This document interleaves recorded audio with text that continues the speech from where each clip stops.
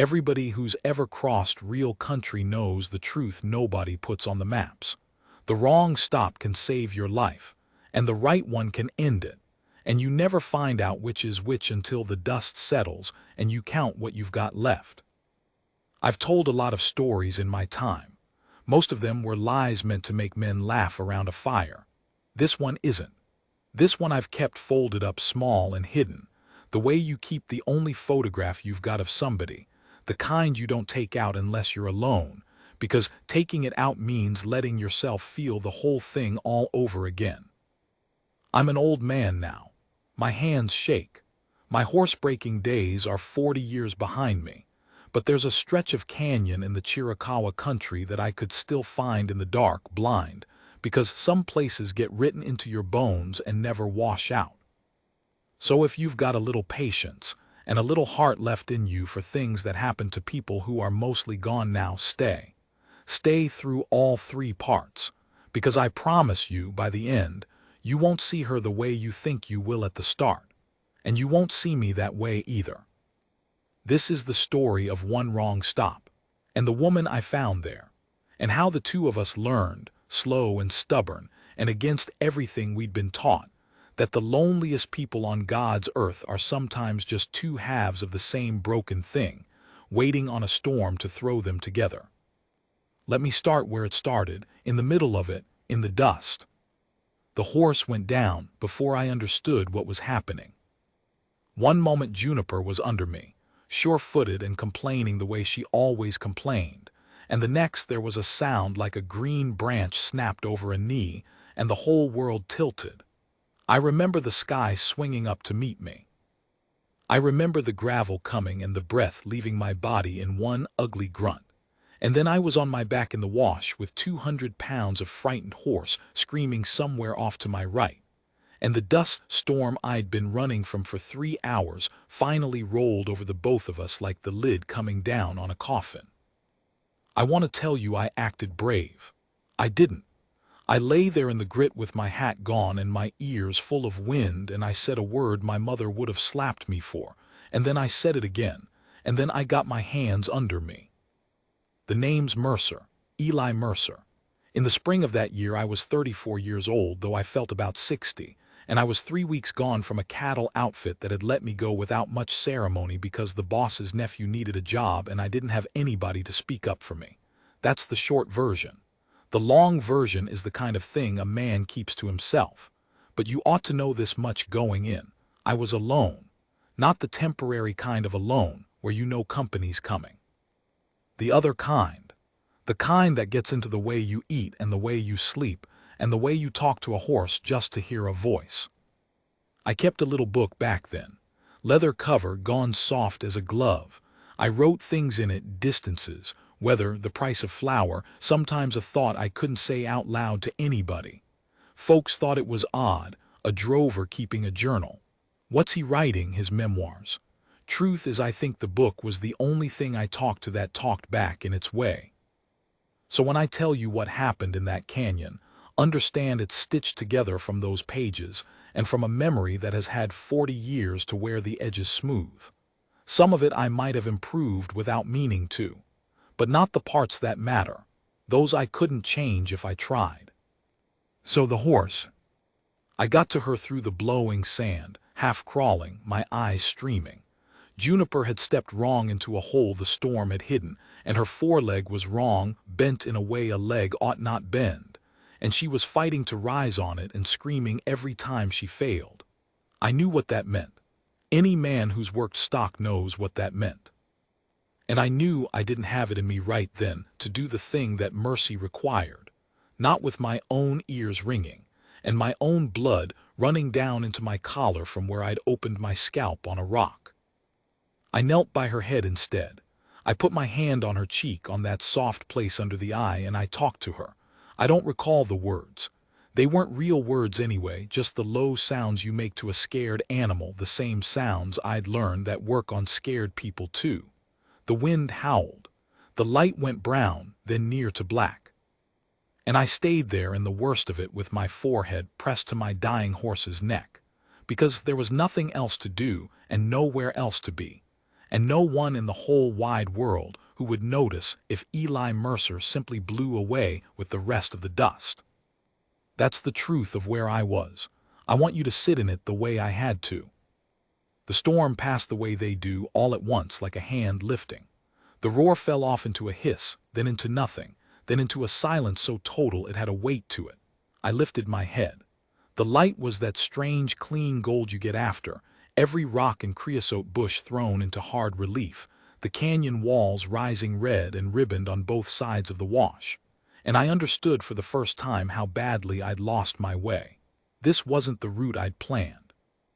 The storm had pushed me, and panic had pushed me further, and I'd ridden hard into broken country I didn't know, country I had no business being in, and now my horse was finished and my water was on my horse, and the sun was already leaning west. One wrong stop, I'd made it without even knowing. I did what had to be done for Juniper. I'm not going to set it on the page.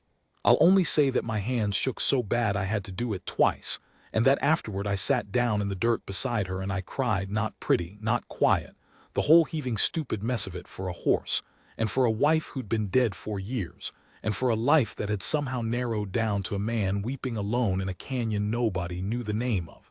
I'm not ashamed to tell it now. I was ashamed then.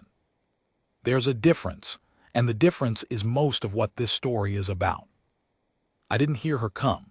That was the thing that scared me worst later, when I had room to be scared. I'd grown up on the same stories every white man in that territory grew up on, the lurid ones, the ones meant to make your blood run cold around a fire. Apache, said the way you'd say wolf, said the way you'd say plague.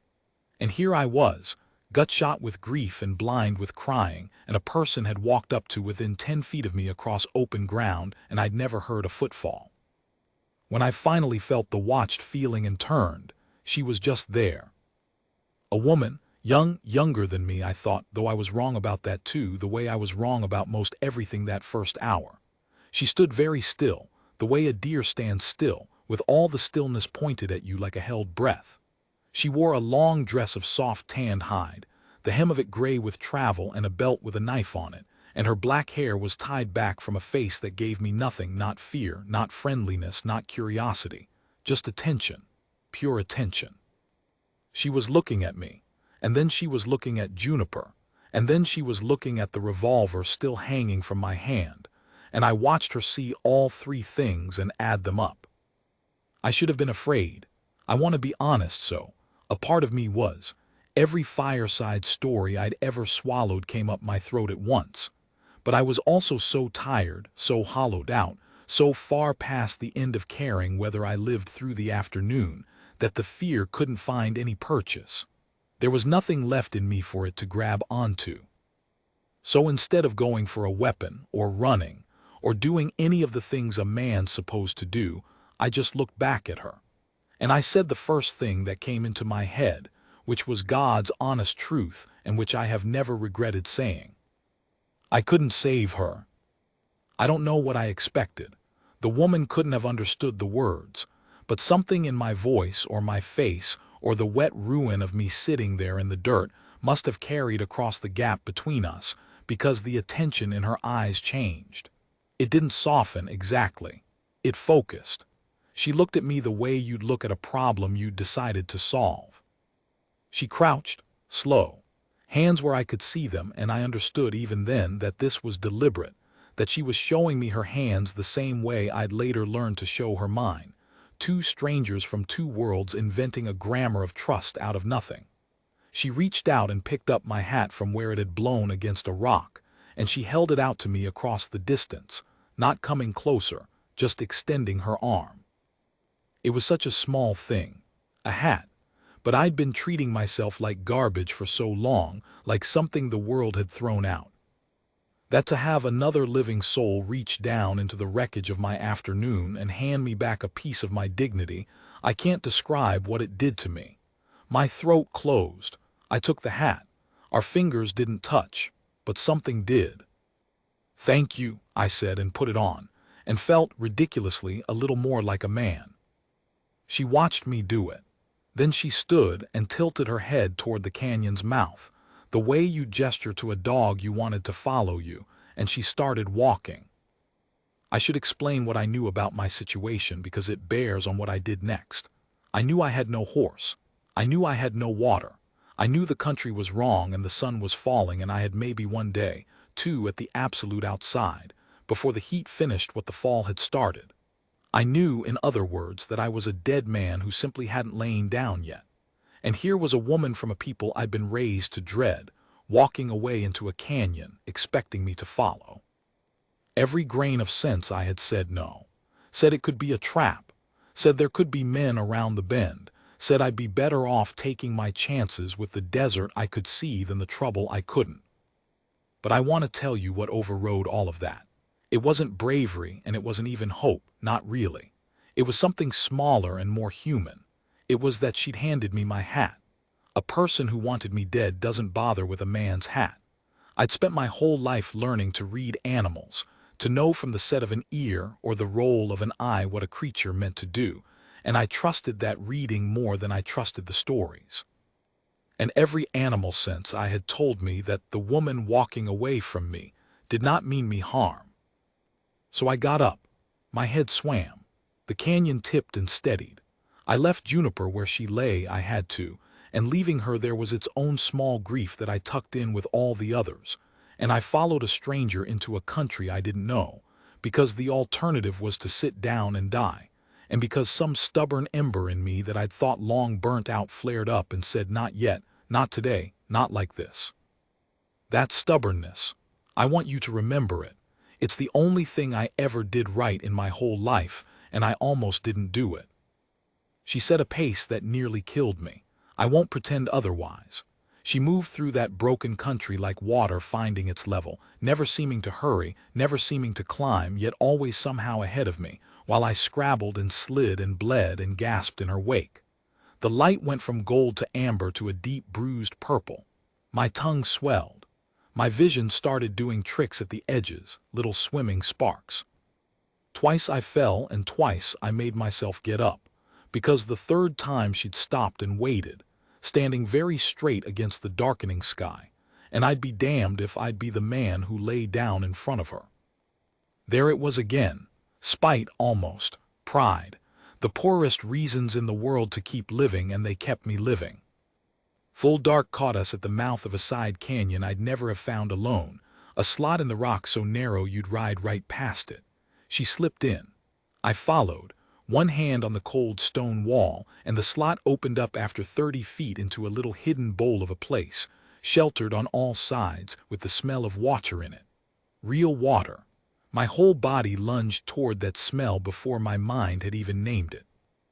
She let me drink, knelt by the seep with me and showed me where the water pooled cleanest, and watched me drink like an animal, and didn't say a word, and there was no judgment in her watching. When I'd had my fill and slumped back against the rock, shaking, half laughing, half crying with the simple animal relief of being a body that wasn't dying anymore, she did the thing that I have carried with me every day of the 40 years since. She smiled. Just a little, just at the corner of her mouth there and gone. But it changed her whole face, the way a lamp changes a dark room, and I realized two things at once, sitting there soaked and filthy and saved in a hidden canyon in the dark. The first was that she was beautiful, not in the way men usually mean it, in the way a thing is beautiful when it's exactly and entirely what it is, with nothing false in it anywhere. The second was that she was as alone as I was. I don't know how I knew it. Something in the smile, in how unpracticed it was, how rusty, like a door that hadn't swung in a long while. I'd worn that same rust on my own face for 4 years. You recognize your own kind. Two people can be from opposite ends of the earth and still recognize, in one bad-lit moment beside a desert seep, that they have been carrying the very same weight in the very same way, each one sure they were the only one in the world who had to carry it. Eli, I said. I put my hand flat on my chest. Eli Mercer. She looked at the hand, at the chest, at my face, and then she touched her own chest 2 fingers and said a word, a soft word, a word with a sound in the middle of it that my mouth, then or ever, could never quite make. I tried. I made a fool of myself trying, and that earned me the second smile, broader than the first, and she shook her head, patient, and said it again, slower. I never did learn to say it right. Over all the time that came after, I never managed it, and it became a joke between us, my butchering of her name, one of those private foolish tendernesses that grow up between two people and mean nothing to anybody else and everything to them. But I'm getting ahead. That night I just said it back as best I could, and she let me, and we sat in the dark a while, not talking because we couldn't, listening to the water and the wind moving high up over the canyon's lip, two strangers, two of the loneliest people God ever made, neither one of us having any idea, not the faintest foolish idea, what we just walked into. I didn't sleep much that first night. I lay against the rock with my hat over my face, and I listened to her breathe across the little fire she'd built with no more than a few quick strikes of a thing she carried, and I thought about all the men I knew who'd have shot her on sight and called it sense. I thought about Juniper. I thought about my wife, Sarah, 4 years in the ground in a Texas churchyard, and how I'd promised her on her last morning that I'd not let myself turn into a hard and bitter thing, and how I'd broken that promise about every day since. And I thought, I remember this clear, because I wrote it in the book the next morning with a hand that was steadier than it had any right to be. Maybe a man can get so lost he comes out the other side and finds something. Maybe the wrong stops the only kind that ever leads anywhere worth going. I didn't believe it yet, not really. I was too beat down to believe much of anything. But I'd write it, and writing a thing sometimes is the first crooked step toward believing it. In the morning she was crouched over the seep again, and she'd laid out on a flat stone a few strips of dried meat, and some pale roots she must have dug while I slept, and she gestured at them at me, eat, and I understood that for whatever reason, pity or curiosity or some private reckoning of her own that I couldn't see into, this woman who owed me less than nothing had decided I was worth keeping alive a little longer. I ate. It was the best food I'd ever had in my life. I told her so, knowing she couldn't understand, just to put the gratitude into the air between us, and she watched my face while I said it, reading me the way I'd read her, and nodded once like she'd gotten the gist. Then she pointed at the canyon's mouth, at the wide, hard country beyond, and her face changed again. The smile went. The attention came back, sharper than before, and with something underneath it I hadn't seen yet. Fear. Not of me. She pointed out at the open desert, and she said a string of words, low and fast and urgent, and though I couldn't catch one of them in 1,000, I caught the shape of the thing entire. I'd spent my life among people. You learn the tune even when you don't have the words. She was telling me there was something out there, somebody, that she was hiding too, that the canyon wasn't her home, it was her hole, the place she'd run to, same as the storm had run me into it. We were two hunted things that had taken cover in the same den. And somewhere out past the red rock walls, in the wide and brightening morning, whatever she was running from was still coming. I didn't know it then, but I'd just made the second wrong stop of my life, and this one wasn't going to let me walk away. I want to set down plainly how strange those first days were, because the strangeness is the whole thing, and if I rush past it you'll never understand how two people who couldn't say a sentence to each other came to matter so much. We were animals in a den, the both of us. And like animals we spent those days mostly just learning the other one, where she sat, where I sat, how she went quiet when the wind shifted, how I favored my left side where the fall had cracked something in my ribs that has clicked, faintly, every cold morning of my life since. She tended me. That's the part I can't get past, even now. She had every reason in the world to leave me to die. I was a burden, a slow, heavy white man with a broken body and a broken horse, and not one thing to offer, and instead she split a strip of yucca and bound my ribs, and she packed my scalp wound with something green and bitter-smelling that drew the heat right out of it, and she rationed her own thin store of dried meat between the two of us, though it plainly meant she went short. I tried to refuse the food once, pushed it back at her, made the motions for you eat, I'm fine, lying through my teeth. She looked at me a long moment.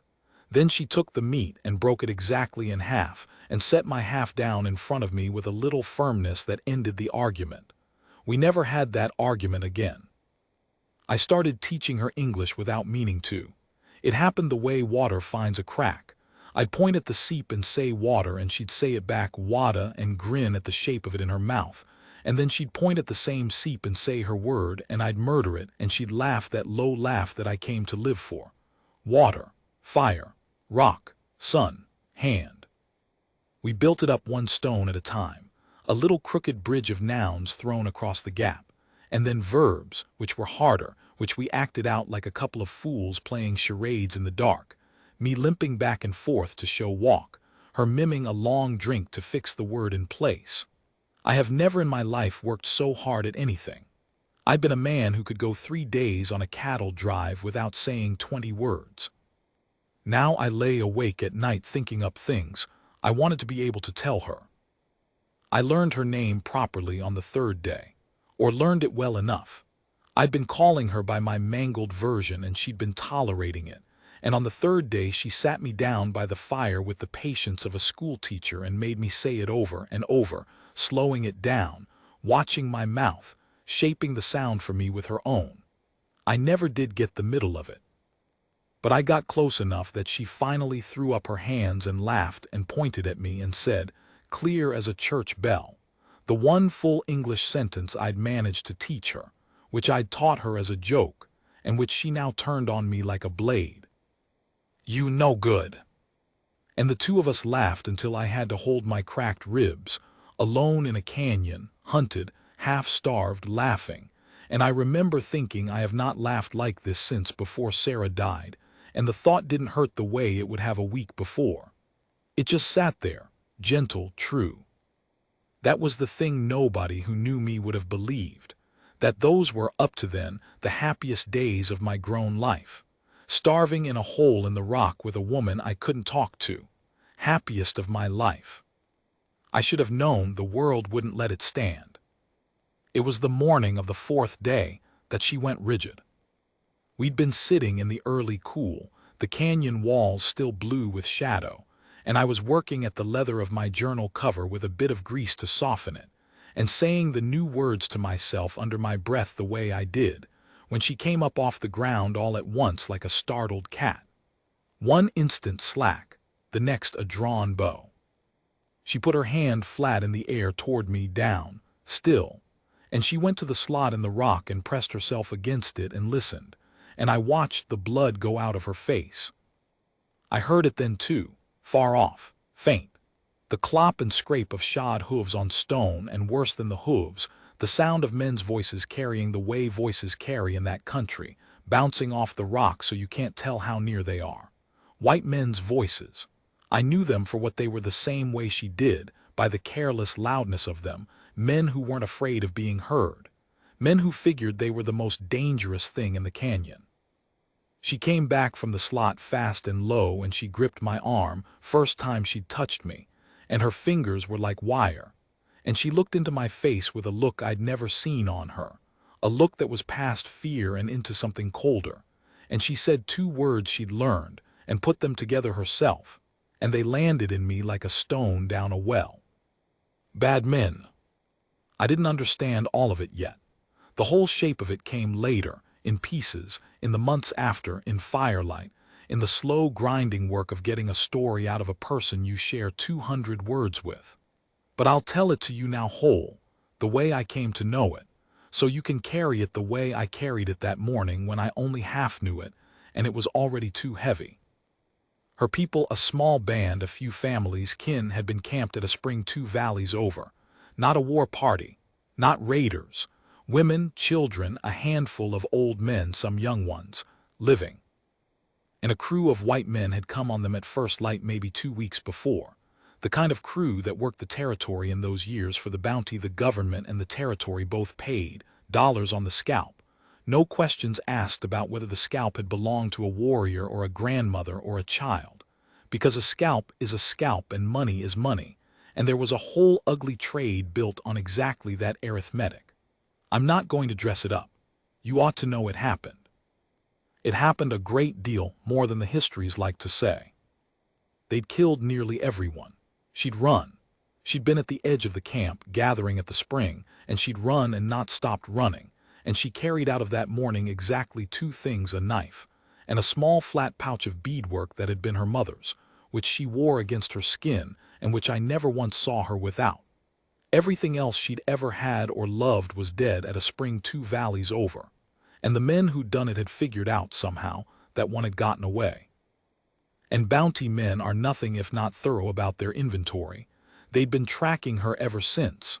Slow, patient, the way you'd track money that had walked off. That's who was in the canyon that morning. That's the bad men. I want to tell you about the decision now, because everything in my life divides into before it and after it, and because it is the only thing I ever did that I am sure, all the way down, was right. I had a choice. I saw it clear even in those first racing minutes, and I have never lied to myself about it, not in 40 years. I could have walked out of that slot with my hands up and my hat in them and said, "Boys, am I glad to see white faces? My horse died and I'm half dead myself," and they'd have taken me in. White men helped white men out there. It was a hard country, and that was one of its few mercies. I'd have had water and a horse and a way back to my own kind. All I had to do was be what I'd been raised to be. All I had to do was stand with my own and let them have her. They'd never have known I'd seen her. And even if they had, what was she to me? 4 days, 200 words, a woman whose name I couldn't even say.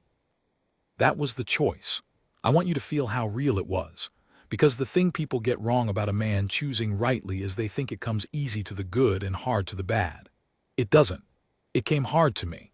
I stood in that slot with my heart slamming, and I felt, God help me, the pull of it, the pure animal pull toward the safe side, toward water and a horse and survival and the comfort of my own kind, and away from this hunted woman who could only get me killed.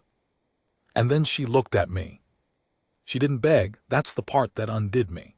A person who begs, you can talk yourself past. She didn't beg, and she didn't grab me, and she didn't cry.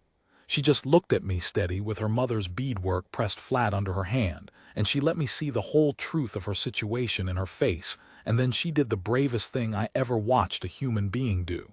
She let me go. She moved aside from the slot. She gave me the way out. She was telling me, plain as words, "I won't stop you. Go to your people, I understand." She'd made her peace with what white men were. She expected me to be one. And it was that, her expecting nothing, her offering me the door, that made it impossible to walk through. I shook my head. I stepped back from the slot, away from the open canyon, away from my own kind, deeper into the dark with her. I put my hand on my chest and then on hers, careful over the beadwork, and I said the only thing that mattered, slow, so she'd be sure to catch the words I'd taught her. "I stay." I'll never forget her face, the disbelief in it. Then something cracking open behind the disbelief, something she'd plainly shut up tight and barred years ago, the way I'd barred my own. Her eyes filled. She didn't let them fall. She was prouder than that, harder than that, but they filled, and she nodded, once, fierce, and gripped my wrist, and from that minute on we were not two strangers in a den anymore. From that minute on we were together in the deep way, the way that has nothing to do with words and never did. There wasn't time for more. The voices were closer. What we did next I'll set down quick, because it happened quick.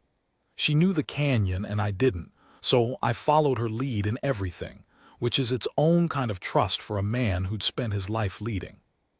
She took me up, not deeper into the dead-end bowl where they'd have cornered us, but up, a crack in the back wall I'd never have seen, a chimney of rock you climbed with your back against one side and your boots against the other, my ribs screaming the whole way, her hand reaching down for mine at the bad parts. We came out on a ledge 30 feet up, hidden behind a leaning slab, and from there we could see down into the canyon's mouth, and from there we watched them come in. 5 of them, hard-used horses, hard-used men, rifles across their saddle bows. They came into the bowl slow, fanning out, reading the ground, and I saw the lead man, a big fellow, gray-bearded with a coat that had once been a soldier's, bend down off his horse to study the earth near the seep, and I saw him find the marks of us, 2 sets, and I saw him go still and call the others over, and I understood that whatever thin hope we'd had of them passing through was gone. They'd read it. One Apache woman and one white man holed up together. To a crew like that, that wasn't a mystery. That was just a bigger payday and a story to laugh about after. Beside me on the ledge she had gone absolutely still, the way she'd been still that first afternoon over my dying horse, and I felt her decide something. I'd come to read her in 4 days the way it takes most people 4 years. I knew that stillness. It was the stillness of a person getting ready to do something that scared them. She reached under her dress and brought out the beadwork pouch, her mother's, the only thing she'd carried out of the worst morning of her life. And she pressed it into my hands and closed my fingers around it and looked at me, and I understood with a lurch of horror what she meant to do. She meant to go down, to draw them, to run and let them chase her and pull them off so that I, the white man, could walk out clean. She was going to spend herself to buy me a life. And here is where I tell you the second hard thing, the thing that's harder to confess than the first, because the first makes me look good and this one only makes me look stubborn. I would not let her. I had spent 4 years wanting to die. I told you that. I'd sat by my horse a week before and wept because nobody on earth would notice if I blew away. And now here was a woman willing to die so that I, who'd held my own life so cheap, could keep mine. And something in me rose up against it with a violence I didn't know I still had. Not on your life. Not with your life. I shoved the pouch back at her and shook my head so hard the canyon swam, and I gripped her by both shoulders, and I broke every rule of the den, every rule of the quiet, careful grammar of trust we'd built, and I held her there and I said, low and shaking and absolutely meaning it, "No, together, we go together or not at all." She didn't have the words to argue. That was the one mercy in it. She could only look at me and read my face and find there a stubbornness equal to her own, two of the most pig-headed, lonely people God ever made, each one trying to die for the other, neither one willing to allow it, and somewhere in that locked and furious looking, something settled between us. A bargain without language. Neither of us gives up the other. Whatever comes, it comes for both. It is the only marriage vow I ever made, and the only one I ever kept. Below us, the gray-bearded man straightened up off the ground. He turned in a slow circle, reading the walls now, reading the chimney, and I watched his eyes track up the back wall of the bowl toward the crack we'd climbed, and I watched them keep coming up and up, and I pulled her flat behind the leaning slab and held my breath and held her and felt her heart going against my arm like a bird's. His voice came up to us clear in the canyon stillness, lazy, sure of itself, the voice of a man who has never once in his life been the one who was hunted. "Come on down now," he called up to the rock, easy, almost kind, the kindness worse than any shout. "We can see you up there, no sense making it hard." He was bluffing, he couldn't see us. I knew it the way I knew animals. There was a guess in his voice, a feeler put out to see what flinched. If we held still, if we held our nerve, the bluff would pass. But beside me she had gone rigid again, and I felt her hand close on the hilt of her knife, and I understood that she had heard a thing in that man's voice that I, for all my reading of men, had not. She had heard it before, at a spring 2 valleys over, that same easy almost kindness calling out across a camp at first light. It was him, or one of them, the crew that had killed her people. And I felt the thing go through her, not fear now.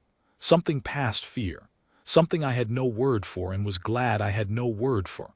And I knew, holding her on that ledge with 5 rifles in the canyon below us and her mother's beadwork crushed in my fist, that whatever happened next was not going to be quiet, and was not going to be careful, and was not going to be anything either one of us could take back. She turned her head and looked at me one more time in the blue shadow. And I will tell you what was in that look in part 3, because I've carried it 40 years, and I find I can't set it down all at once. Some things you have to walk up to slow. I said I'd tell you what was in the look. I've put it off 3 days now, sitting with this paper. An old man's privilege to take his time. The truth is I've been afraid that setting it down would use it up, that the look would go flat on the page the way a flower goes flat in a book, all the life pressed out of it. But I'm running short of mornings, and if I don't set it down nobody ever will, and then it'll be gone the same as everything else from those years, gone like the people, gone like the spring two valleys over that nobody alive now could find. So the look. It was not a goodbye. I'd braced for a goodbye and it wasn't one. It was not a plea and it was not fear, though there was fear underneath everything by then the way there's rock under everything in that country. What was in her face, in the blue shadow of that ledge with 5 rifles in the canyon below us, what she gave me with her eyes because she had no words for it and neither did I, was a question. The hardest question one person can put to another. She was asking me whether I would become, for her sake, the thing I'd spent my whole life believing I wasn't, whether I had it in me to do murder, because that was what saving us was going to take, and she knew it before I did, and she was not going to spend my soul for me without asking. Even then, even with the men who'd killed her mother sitting their horses 40 feet below, she looked at me and she asked. And I want to be honest the way I've tried to be honest this whole telling, because a lie here would poison the rest. I said yes. Not out loud. There weren't words for it and there wasn't time. But I held her eyes and I let her see the yes in me, and I felt the weight of it settle, and it has never once lifted in 40 years, and I would not have it lift. A man should carry what he does. The day it stops weighing is the day he's become something I never wanted to be. Here is what happened. I'll tell it plain and I won't make it grand, because there was nothing grand in it. It was ugly and fast, and it has woken me up sweating more nights than I could count. The gray-bearded man sent 2 of them up. Not the chimney we'd climbed, they hadn't found that, but a longer, easier way around the shoulder of the canyon, and the 4 of us up top, the 2 of us and the 2 coming, all knew that when they crested the rise they'd have the high ground and the angle and it would be finished. So we did not wait for that. She had taught me in the den, without either of us knowing why it would matter, the value of being the thing that moves first. We took the 2 of them in the narrows where the trail pinched, where they had to come single file and couldn't bring their rifles to bear. I won't walk you through it. I'll tell you that I had my revolver and 3 rounds and that I used one, close enough to feel the heat of it come back at me, and that I have never fired a weapon at a living thing since that day, and never will again as long as I breathe. And I'll tell you that she did the rest, with the knife, the way a person does a thing they have rehearsed 10,000 times in the dark behind their eyes, and that there was no triumph in her face when it was done. None, nothing I could mistake for it. Only a kind of terrible emptiness. The emptiness of a debt paid that buys back nothing, that brings nobody home, that leaves you standing over the cost of it with your hands shaking and the same hole in you that was there before, only now with blood on it. That's the thing the stories never tell you about vengeance. I watched it up close. It doesn't fill you. It just shows you the exact size of what you lost, measured out in someone else's ruin, and then it hands you the bill. The Greybearded man was one of them. She made certain of that. I'll say no more. The other 2 ran. Bounty men work for money, and there's no money worth your life. And when their crew came apart in the narrows, the 2 below us simply turned their horses and rode out of that canyon and out of this story. And I have wondered ever since what they told the next outfit they fell in with. What version of a slow white man and a knife-handed woman they spun around some other fire, and whether anyone ever believed them. We didn't stay to find out. We took 2 of the dead men's horses and what water and food they carried. I have never felt right about that, taking a dead man's horse, but a person who's never been that far past the end of choices doesn't get to judge it. And we rode out the back of the canyon country in the failing light, her ahead, me behind, the way we'd come in, except now I knew the way I followed her was a thing I'd be doing the rest of my life. I had thought, climbing down off that ledge, that the hard part was behind us. I was a fool. The killing was the easy part. Living was the hard part, and it took us the next 31 years to do it, and I wouldn't trade one single grinding day of it for anything this world has to offer. I'm not going to pretend we rode off into a soft life. There wasn't a soft life available to a white man and an Apache woman in that territory in those years. Not anywhere, not for love nor money. The world we were both born into did not have a shelf to set us on. We couldn't go to a town. We couldn't go to my people. I'd seen what my people did at Springs. We couldn't go to hers. There were so few of hers left by then, scattered and hunted and driven, and what would they have made of me, the very face of the thing that had broken them? We had each other and we had the open country, and that was the whole of what we had. And so that is where we made our life, far out, far from roads, in a high lonesome fold of land with water in it that I will not name even now, even with everyone dead who could be hurt by the nomming, because some habits of protecting a thing you love don't quit just because the danger does. We built it slow. A few horses traded shrewd. A garden she coaxed out of ground I'd have sworn was dead. A roof, eventually, that didn't leak much. And language, oh, the language, the bridge we'd started in the den, we never stopped building it both directions all our lives. I learned her tongue badly, the way I do everything, and she learned mine, and we made a third thing out of the two that nobody else in the world spoke, a private country of words that died with us, that's dead now except for the scraps of it I've got left rattling in an old man's head. She never did stop calling me no good. It became the tenderest thing she said. By the end I could hear "I love you" in it plain as if she'd spelled it, because that's what 30 years does to two words. It fills them up with everything you never managed to say the proper way. I never did learn to say her name right. That stayed a joke between us to the last. The last morning of all, the very last, when she could barely get breath enough to speak, she made me try it one more time, and I botched it the same as I'd botched it the first night by the seep, and she laughed, I swear to you she laughed, with almost nothing left in her, and shook her head, and that was nearly the final thing that passed between us, that old foolish gentle joke, 31 years deep. She'd been sick a long while. I won't put a name to it. I'm not a doctor, and the doctors that MIGHT named it were 100 miles and another world away. I nursed her the way she'd nursed me that first week, except backward. Except this time the binding and the bitter green poultices weren't enough, were never going to be enough, and we both knew it. And we did the thing two people do when they both know. We stopped pretending, and we spent what was left being honest, which is the only true wealth there is and the only one nobody can take from you. I held her at the end the way I'd held her on the ledge, except there was nothing left to fight, and that was the worst of it and the best of it both. The worst because I'd have given anything, to have one more thing to fight. The best because for once in our whole hunted lives there was nobody coming, nothing chasing us, no canyon and no rifles and no men with easy kind voices, just the two of us in a high quiet place with the wind moving over the grass, and I got to do the one thing I'd never been able to do for Sarah all those years before, the thing that had haunted me, the thing I'd wept over by my dying horse. I got to be there. To not be alone and to not let her be alone. To stay. I stay.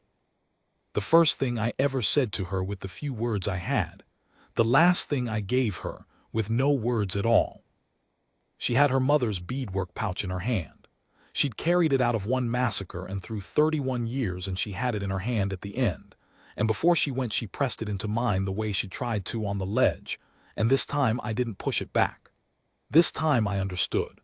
This time I closed my fingers around it and I let her give it to me, because that's what it had always been for. It was the thing you hand to the one you trust to carry the dead. She'd carried her mother in it. Now I'd carry her. I buried her in the high fold of land myself. Took me 2 days in ground hard as the day we met. I won't say where. I've been back every spring I could manage, fewer of them now, my knees being what they are, and I'll be going back this one if the Lord and my hip allow, and one of these springs I'll go back and not come down again, and that's all right. That's the plan, such as it is. There's a place beside her that I've kept. I'm near the end of the paper and near the end of the telling, and I find I don't want to stop, because stopping is its own kind of saying goodbye, and I've never been any good at those. So let me tell you the thing I came here to tell you, the thing under all the rest. People hear the start of this: lost man, dust storm, dead horse, an Apache woman in a hidden canyon, and they think they know the story.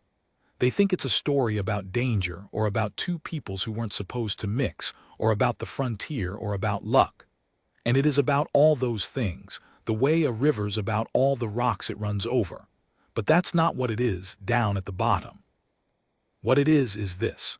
It's about two people who'd each decided they were the only lonely person in the world, who'd each built a wall around the broken place and barred it and thrown away the key and called it strength. And about how a storm, one wrong stop, one stepped-in hole in the dark, threw them up against each other hard enough to crack the wall, and how they found out, both of them at once, that the loneliness they'd been so sure was theirs alone was the very thing they had most in common. That it was the bridge. That the broken place in me fit the broken place in her, and that's not a tragedy. That's the only kind of love that's ever lasted, not two whole people, but two people honest about the size of their wound, willing to stand in the gap of it together. I was a dead man in that canyon. I want to be clear about it. Not from the heat, not from the fall. Those WELD finished the job, sure, but they were only finishing what was already done. I was dead before I ever lost my way. I'd been dead for years, and a woman whose name I never learned to say walked up across the open ground and handed me back my hat and started me breathing again before either of us understood that's what she was doing. One wrong stop. I told you at the start you'd see her different by the end, and me different, and I hope by now you do. I hope you see that the lonely cowboy in the title isn't a cowboy in a story. He's me, an old man with a click in his ribs every cold morning to remind him. Writing this down with a hand that still shakes, only now it shakes from years instead of grief. And I hope you see that the love no one saw coming was a love we didn't see coming, not for the longest time, because we were both so certain we'd used up whatever portion of it a person gets. We hadn't. Nobody has. That's the thing I most want you to carry off from all of this, if you carry anything.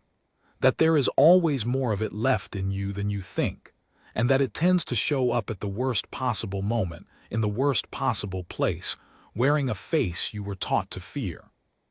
The beadwork pouch is on the table next to me as I write this. It's worn down to nearly nothing, the color's mostly gone, but I know the pattern by heart, every bead of it, the way I know the canyon in the dark. It's the only photograph I've got. I told you at the start I'd take it out for you. I have. I've had it out the whole time. I'm going to fold this up now and put it away with the rest, and I expect nobody'll read it till I'm up in that high fold of land beside her, which suits me fine. But if you have read it, if you're sitting somewhere I'll never see, in a year I'll never live to, holding these pages, then do an old man one favor. Don't pass the wrong stop by. When the storm throws you somewhere you never meant to go, and there's a person there you were taught not to trust, and every bit of sense you've got says ride on. I never could say her name right,